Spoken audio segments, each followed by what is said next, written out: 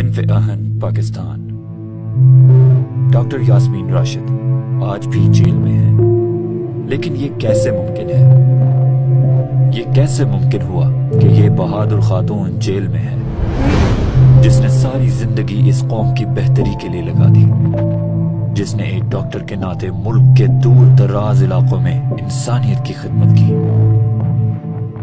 जिसने मोजी अमराज के लिए इदारे बनाए, जिसने एक उस्ताद की हैसियत से पढ़ाया, जिसने डॉक्टर और मरीजों के हकूक के लिए लड़ाई की, जिसको कैंसर जैसी खतरनाक बीमारी भी अपनी जिम्मेदारियों से दूर ना रख सकी, जिसने एक बेहतर पाकिस्तान के लिए जद्दोजहद की।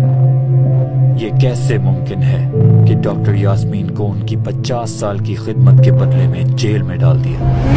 ये कैसे मुमकिन है कि पाकिस्तान ने अपनी मोहसिनों जैसी मां को जेल में डाल दिया? आए इस आसेब ज़दा रेगिस्तान में उम्मीद बने, आए इस जुल्म के खिलाफ आवाज उठाएं।